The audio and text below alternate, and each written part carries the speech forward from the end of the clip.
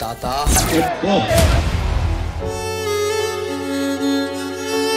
ದಯಮಾಡಿ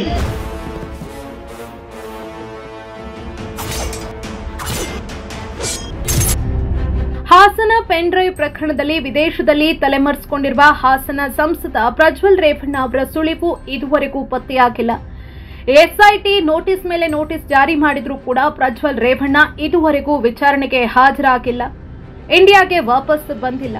ಇದರ ಬೆನ್ನಲ್ಲೇ ಇದೀಗ ಪ್ರಜ್ವಲ್ ರೇವಣ್ಣ ಅವರಿಗೆ ಅವರ ತಾತ ಜೆಡಿಎಸ್ ವರಿಷ್ಠ ಮಾಜಿ ಪ್ರಧಾನಿಗಳಾದ ಎಚ್ ಡಿ ದೇವೇಗೌಡ ಅವರು ಒಂದು ಖಡಕ್ ಸಂದೇಶವನ್ನ ರವಾನಿಸಿದ್ದಾರೆ, ಎಚ್ಚರಿಕೆಯ ಸಂದೇಶವನ್ನ ರವಾನಿಸಿದ್ದಾರೆ. ಈ ಬಗ್ಗೆ ಮಾಧ್ಯಮ ಪ್ರಕಟಣೆಯನ್ನ ಕೂಡ ಹೊರಡಿಸಿದ್ದಾರೆ. ಮಾಜಿ ಪ್ರಧಾನಿ ಎಚ್ ಡಿ ದೇವೇಗೌಡ ಅವರು ಈ ಒಂದು ಮಾಧ್ಯಮ ಪ್ರಕಟಣೆಯಲ್ಲಿ ಏನಿದೆ ಅನ್ನೋದನ್ನ ನಾವು ನಿಮ್ಮ ಮುಂದೆ ಇಡ್ತಾ ಇದ್ದೀವಿ. ನಾನು ಮೇ 18ನೇ ತಾರೀಕಿನಂದು ದೇವಸ್ಥಾನಕ್ಕೆ ಹೊರಟಿದ್ದಂತಹ ಸಂದರ್ಭದಲ್ಲಿ ಪ್ರಜ್ವಲ್ ರೇವಣ್ಣನ ಕುರಿತಾಗಿ ಮಾತನಾಡಿದ್ದೆ. ಆತ ನನಗೆ, ನನ್ನ ಕುಟುಂಬಕ್ಕೆ, ಹಾಗೆ ನನ್ನ ಸಹೋದ್ಯೋಗಿಗಳಿಗೆ, ಸ್ನೇಹಿತರಿಗೆ ಮತ್ತು ನನ್ನ ಪಕ್ಷದ ಕಾರ್ಯಕರ್ತರಿಗೆ ತಂದೊಡ್ಡಿರುವ ಆಘಾತ ಮತ್ತು ನೋವಿನಿಂದ ಹೊರಬಂದು ಮಾತನಾಡೋದಕ್ಕೆ ಕೊಂಚ ಸಮಯ ಹಿಡಿಯಿತು. ನಾನು ಈಗಾಗಲೇ ಸ್ಪಷ್ಟಪಡಿಸಿರುವ ಹಾಗೆ ಕಾನೂನಿನ ಪ್ರಕಾರ ಅವನು ತಪ್ಪಿತಸ್ಥನಾದ್ರೆ ಅವನಿಗೆ ಅತ್ಯಂತ ಕಠಿಣ ಶಿಕ್ಷೆ ವಿಧಿಸಬೇಕು.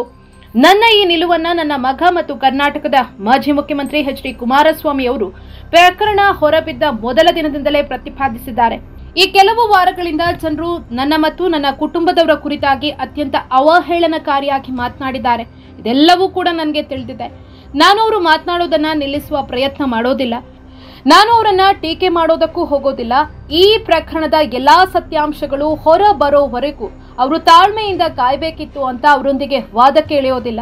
ಪ್ರಜ್ವಲ್ನ ಚಟುವಟಿಕೆಗಳ ಬಗ್ಗೆ ನನಗೆ ಯಾವುದೇ ರೀತಿಯಾದಂತಹ ಮಾಹಿತಿ ಇರಲಿಲ್ಲ ಎಂದು ನಾನು ಅವರಿಗೆ ಮನವರಿಕೆ ಮಾಡಿಕೊಡಲು ಸಾಧ್ಯ ಇಲ್ಲ. ಅವನನ್ನ ರಕ್ಷಿಸುವ ಯಾವುದೇ ಇರಾದೆ ಕೂಡ ನನಗಿಲ್ಲ. ಅವನ ಈಗಿನ ಚಲನವಲ್ಲ ಮತ್ತು ಅವನ ವಿದೇಶಿ ಯಾತ್ರೆಯ ಬಗ್ಗೆ ಕೂಡ ನನಗೆ ಏನೂ ತಿಳಿದಿರಲಿಲ್ಲ ಎಂದು ನಾನು ಜನರಿಗೆ ಅರ್ಥ ಮಾಡಿಸೋದಕ್ಕೆ ಸಾಧ್ಯ ಇಲ್ಲ. ನಾನು ನನ್ನ ಆತ್ಮ ಸಾಕ್ಷಿಗೆ ಮಾತ್ರ ಉತ್ತರಿಸಬಲ್ಲೆ. ನನ್ನ ದೇವರಲ್ಲಿ ನಂಬಿಕೆ ಇದೆ ಮತ್ತು ಆ ದೇವರಿಗೆ ಎಲ್ಲಾ ಸತ್ಯ ತಿಳಿದಿದೆ ಎಂದು ನಾನು ನಂಬಿದ್ದೇನೆ. ನಾನು ಇತ್ತೀಚಿನ ದಿನಗಳಲ್ಲಿ ನಡೆದಿರುವ ರಾಜಕೀಯ ಪಿತೂರಿಗಳು, ಚಿತಾವಣೆಗಳು, ಉತ್ಪ್ರೇಕ್ಷೆಗಳು ಮತ್ತು ಮಿಥ್ಯಾರೋಪಗಳ ಬಗ್ಗೆ ಈಗ ವಿಶ್ಲೇಷಣೆ ಮಾಡೋದಕ್ಕೆ ಹೋಗಲ್ಲ. ಅವುಗಳನ್ನ ಮಾಡಿದವರು ದೇವರಿಗೆ ಉತ್ತರಿಸಬೇಕಾಗತ್ತೆ ಮತ್ತು ತಾವು ಎಸಗಿದ ಕೃತ್ಯಗಳಿಗೆ ಸೂಕ್ತ ಬೆಲೆ ತೆರಬೇಕಾಗತ್ತೆ ಅಂತ ನಾನು ನಂಬಿದ್ದೇನೆ. ನನ್ನ ಸತ್ಯ ಮತ್ತು ನೋವಿನ ಹೊರೆಯನ್ನ ಭಗವಂತನ ಪಾದಕ್ಕೆ ಇರಿಸಿದ್ದೇನೆ. ಈ ಸಂದರ್ಭದಲ್ಲಿ ನಾನು ಈಗ ಒಂದು ಕೆಲಸವನ್ನಷ್ಟೇ ಮಾಡಬಲ್ಲೆ. ಅದೇನು ಅಂದ್ರೆ ಪ್ರಜ್ವಲ್ ಎಲ್ಲಿದ್ರೂ ಕೂಡ ಪೊಲೀಸರ ಮುಂದೆ ಶರಣಾಗಿ ವಿಚಾರಣೆಯನ್ನ ಎದುರಿಸಬೇಕು ಅಂತ ಯಾವುದೇ ಮುಲಾಜು ಮರ್ಜಿ ಇಲ್ಲದೆ ಹೇಳಬಲ್ಲೆ ಮತ್ತು ಹೇಳ್ತಾ ಇದ್ದೀನಿ ಕೂಡ. ಇದು ನಾನು ಅವನಿಗೆ ಕೊಡ್ತಾ ಇರೋ ಎಚ್ಚರಿಕೆ ಅಂತ ಕೂಡ ತಿಳಿಬೇಕು.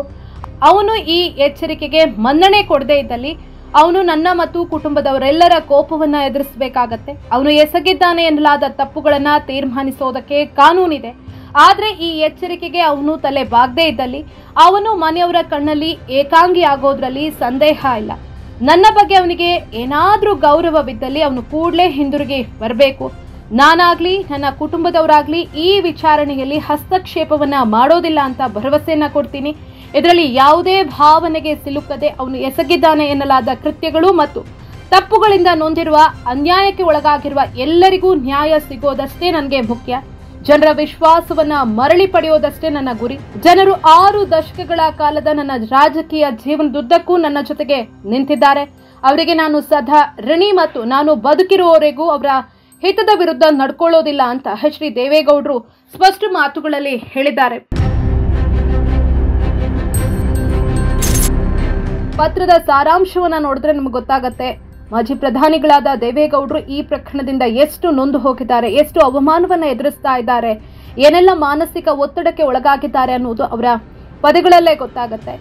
ಇದೀಗ ಕೊನೆಯ ಸಂದೇಶ ಅನ್ನೋ ರೀತಿಯಲ್ಲಿ, ಖಡಕ್ ಎಚ್ಚರಿಕೆ ಅನ್ನೋ ರೀತಿಯಲ್ಲಿ ಪ್ರಜ್ವಲ್ ರೇವಣ್ಣ ಅವರಿಗೊಂದು ಸಂದೇಶವನ್ನ ರವಾನಿಸಿದ್ದಾರೆ. ಈ ಸಂದೇಶಕ್ಕಾದ್ರೂ ಮಣಿದು ಪ್ರಜ್ವಲ್ ರೇವಣ್ಣ ಎಸ್ಐಟಿ ಮುಂದೆ ಹಾಜರಾಗ್ತಾರಾ, ಕಾನೂನಿಗೆ ತಲೆ ಬಾಗ್ತಾರಾ ಅನ್ನೋದನ್ನ ಕಾದ್ ನೋಡ್ಬೇಕಾಗತ್ತೆ.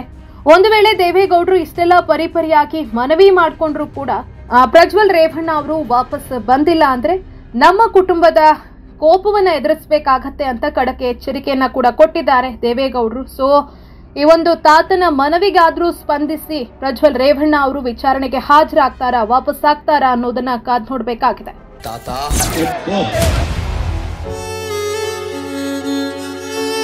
ದಯಮಾಡಿ